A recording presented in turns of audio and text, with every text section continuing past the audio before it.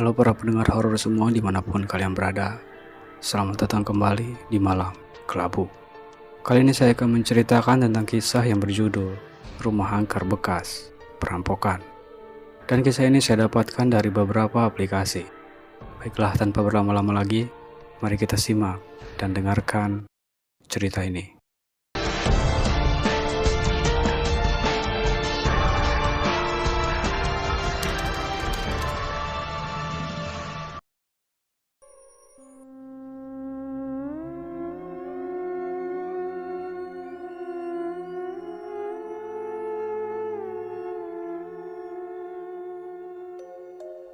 Kali ini aku akan menceritakan pengalaman saat mengadakan pembuktian di sebuah rumah kosong di pinggiran kota tempat tinggalku. Sebuah rumah panggung yang dibangun begitu kokoh dan mewah. Meski hanya rumah panggung, tapi karena terbuat dari kayu pilihan, jadi kesan wahnya terasa banget di rumah itu. Di bagian depan rumah terpasang spanduk bertuliskan, dijual. Hubungi 081 sekian-sekian.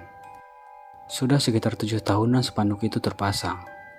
Tapi sampai sekarang, rumah itu tidak pernah laku terjual. Bahkan dijual dengan harga yang sangat murah pun, rumah tersebut belum juga ada yang mau beli. Bukannya tanpa alasan tidak ada yang berani membeli rumah itu. Tapi karena rumah itu dulunya pernah disatroni perampok yang dengan keji telah membantai sisi rumah, kecuali istri pemilik rumah itu. Jadi pada saat kejadian, sang suami dan 2 orang anaknya lah yang menjadi korban pembantaian naas itu.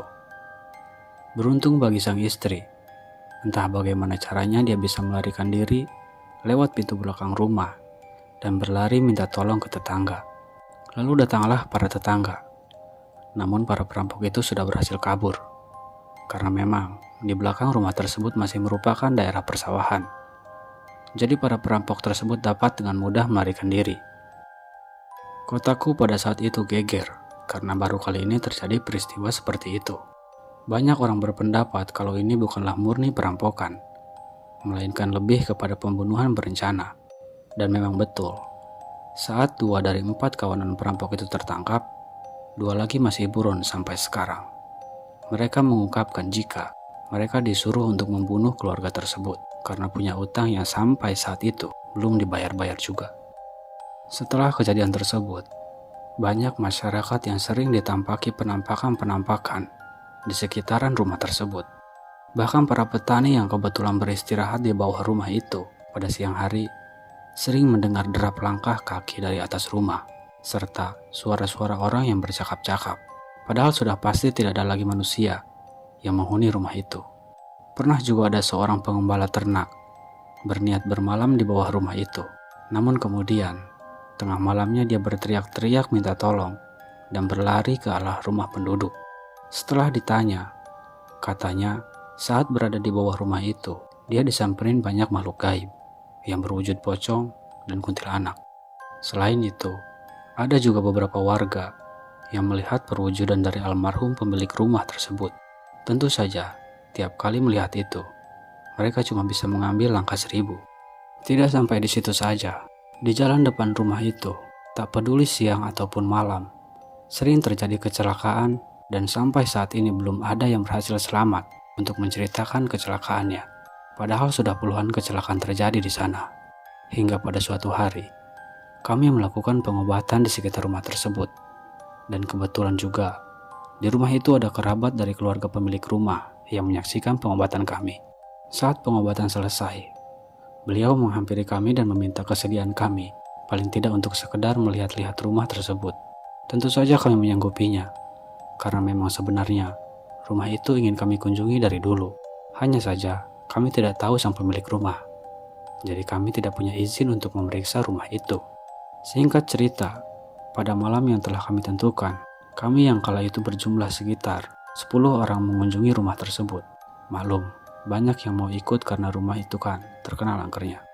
Tapi sebelumnya, kami ke rumah Bapak Ahmad dulu. Bapak yang mengajak kami ke rumah tersebut, karena beliau jugalah yang memegang kunci rumah itu. Pak Ahmad menyambut kami dan mengantar kami ke rumah itu. Baru saja pintu pagar depan halaman rumah tersebut terbuka, kami sudah disambut dengan serangan yang sangat besar, yang membuat beberapa dari kami mental, dan akhirnya kami pun saling tindih di depan pintu pagar halaman rumah itu. Beruntung tidak ada yang terluka pada saat itu. Kami pun segera bangkit dan lebih waspada lagi. Akhirnya kami tahu asal dari serangan tersebut. Rupanya, di depan tangga rumah itu, ada sebuah nisan kecil, dan dari sanalah serangan itu berasal. Dengan menggunakan mata batin, kami dapat melihat kobaran api yang sangat besar dari dalam tanah di tempat nisan itu berada. Saat itu, tim kami bagi menjadi 2 kelompok. Satu kelompok di bawah, dan satu lagi di atas rumah. Kebetulan saat itu, aku memilih untuk ke atas rumah. Saat pintu rumah terbuka, kami langsung berada di kegelapan total. Tapi bukan kegelapan karena tidak ada cahaya, melainkan kegelapan karena kami memasuki dunia lain. Bahkan aku kehilangan teman-temanku. Dan menurut penuturan teman-teman yang lain, mereka juga tak dapat melihat atau menemukan siapapun di rumah itu. Padahal saat itu aku dan 4 orang temanku naik ke atas rumah itu. Berteriak pun tidak ada gunanya. Di kegelapan itu, aku diserang makhluk yang berwujud manusia. Hanya saja tubuhnya sudah hancur dan baunya benar-benar menjijikkan. Aku tahu itu hanya perwujudan saja, namun aku benar-benar tak bisa menahan perasaan ingin muntah. Jadilah aku tak bisa meladeni serangan-serangannya. Kondisi itu membuatku kelimpungan dan lebih banyak menghindar, karena makhluk itu selalu ingin memelukku. Bisa kalian bayangkan kan, gimana rasanya kalau dipeluk bangkai? Keadaan ini berlangsung kurang lebih 2 jam. Bajuku sudah penuh keringat dan campuran noda darah bangkai dari makhluk tersebut. Untungnya, teman-teman yang ada di bawah telah mampu menetralisir dan menawan jin penghuni nisan kecil di depan tangga rumah tadi. Keadaan pun seketika berubah. Pandanganku sudah jelas lagi, dan ternyata yang ada di hadapanku adalah ketiga teman yang menemaniku naik ke rumah.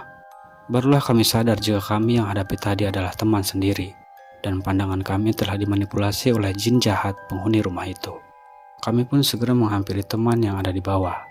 Dari dialog kami, dari jin yang telah teman kami taklukkan tadi, yang merupakan penguasa tempat tersebut, rupanya rumah itu telah diliputi energi gaib jauh sebelum tragedi pembunuhan keluarga itu terjadi. Dan diketahui bahwa nisan kecil itu merupakan tugu penyembahan para penduduk sekitar. Jadi sebelum dan sesudah musim panen padi, para petani memberi sesajen kepada sang jin. Selain itu, tempat tersebut juga merupakan tempat untuk mencari pesugihan. Ternyata banyak juga orang-orang yang telah mengikuti pesugihan jin tersebut. Sebenarnya banyak sekali hal yang kami dapati di rumah itu. Karena memang kami baru meninggalkan lokasi saat subuh sebelum azan berkumandang. Tapi rasanya kepanjangan jika aku ceritakan semuanya. Jin tersebut kami tawan dalam sebuah botol, lalu kami lepaskan di lautan. Tentu saja setelah makhluk itu tobat dan berjanji tidak akan menyesatkan manusia lagi.